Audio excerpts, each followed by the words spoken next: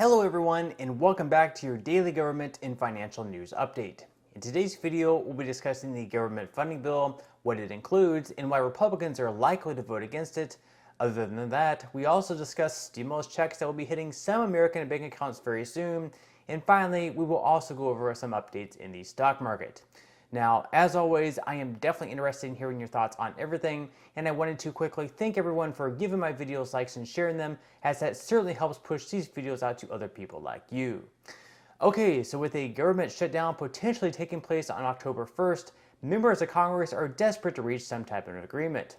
Just recently, Democratic leaders in the Senate came up with a stopgap funding bill, which would fund the government through December 16th and keep spending at the same levels. At the moment, House Republicans are urging their members to oppose the bill to create the shutdown, simply because Democrats have not included them in conversations on how to deal with things such as inflation and the border crisis. In a memo, they wrote, "The majority has refused to negotiate with Ranking Member Granger or any other House Republican leader on pressing issues relating to our government funding priorities, including runaway inflation, the supply chain crisis, the border crisis, or the opioid deaths associated with drugs like fentanyl coming across our southern border, and have instead decided to kick the can to December, setting up another government funding showdown during the unaccountable lame duck period." Now, in the stopgap funding bill, Democratic lawmakers have made sure to include an additional $12 billion for Ukraine, which would be on top of the $53.6 billion they've already spent on Ukraine. Back in March, Congress approved their first package totaling $13.6 billion. Then in May, they decided $13.6 billion wasn't nearly enough, so they tripled that amount and sent out another $40 billion. Also yesterday, the White House went ahead and approved $1.1 billion more in aid to Ukraine, with funding apparently for 18 more advanced rocket systems and other weapons. Thomas Massie, a U.S. representative who has perhaps been the most outspoken against sending money over in support for this war, said that Congress has voted for 10 bills now that will draw us further into the conflict between Russia and Ukraine, putting U.S. citizens at greater risk, prolong the war, waste taxpayer money, and increase domestic food and energy prices. I voted against all of them. Massie also said Congress has spent almost $500 per U.S. family to support the war in Ukraine. The money isn't being borrowed, it's being printed, and the result will be more inflation. Wages can't be increased enough to make up the difference because the money and goods are leaving our country. Also, counting last night's rush vote, Congress has now spent more money on Ukraine in 6 months than we spend on all U.S. roads and bridges in a year. Something to think about the next time you are stuck in traffic or replacing a bent rim.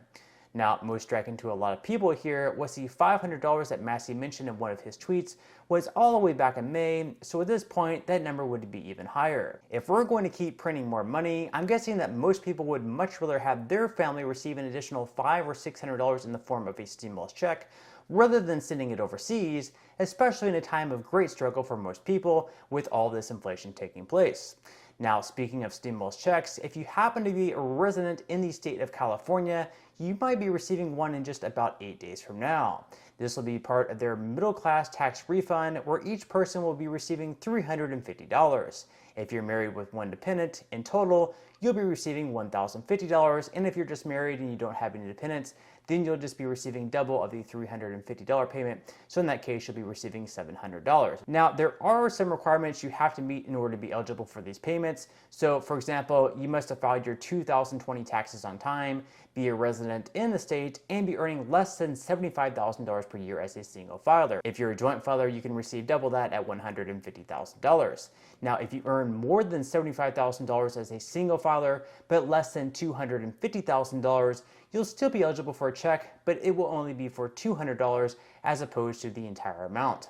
Now, other than California, the West Virginia Department of Health and Human Resources also just announced a supplemental payment for residents who were part of the Low-Income Energy Assistance Program this year. And according to The Sun, eligibility will be based on income, type of heating payment, and the total cost of heating. Eligible recipients will then receive anywhere between $25 and all the way up to $465.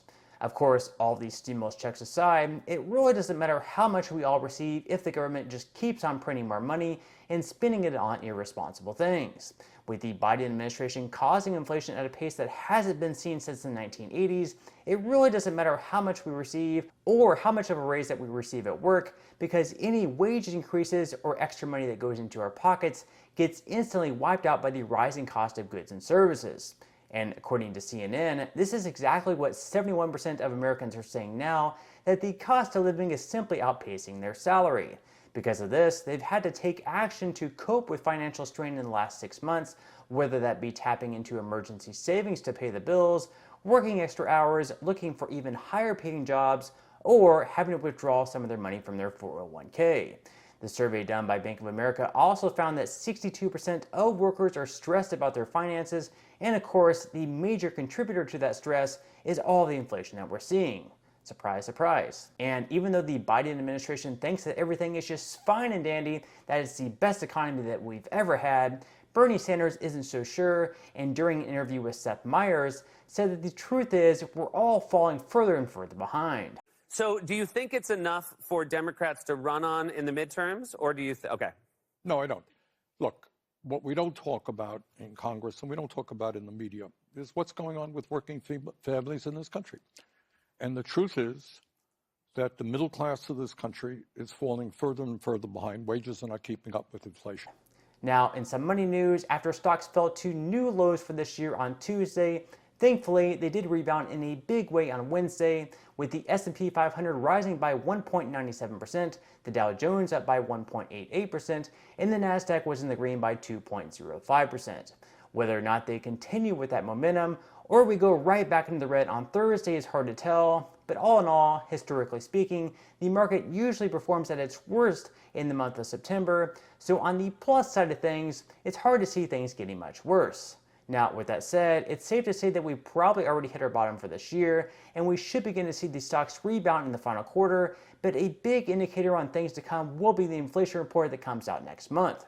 If it shows that inflation may be starting to ease, we could see a big jump in the market, but if it shows that inflation is still on the rise, or perhaps just not making any improvements, we may have more lows to come. Now, next month's inflation report will also be something for those currently receiving Social Security benefits to look out for, as on October 13th, they'll know exactly what their COLA will be for next year, which currently is predicted to be right around $150 or 8.7%. Now, before I wrap up today's video, with the stock market hopefully rebounding to finish off the final quarter of the year, if you would like to receive up to 12 free stocks and $5 worth of Bitcoin, in the comment section below, I will leave a link where you can receive just that from my partner in Webull. And even if you don't feel like investing at this time for whatever reason, once you receive the free stocks, what you can always do is just sell them for what they're worth and then transfer that money right back to your bank account. So in total, you should be receiving a value of at least $50 or more. Some people have actually received over $3,000 in the past. So really, you can think of that as just some free extra money with just a few minutes of work. But on that note, I'm going to go ahead and wrap up this video. If you enjoyed the content in today's video and you would like to see more like it, I would greatly appreciate it if you would give this video a like, subscribe to my channel, and make sure to ring the notification bell. That way you won't miss any of my future videos. And until next time, I hope you have a wonderful rest of your day, and I'll see you in the next video.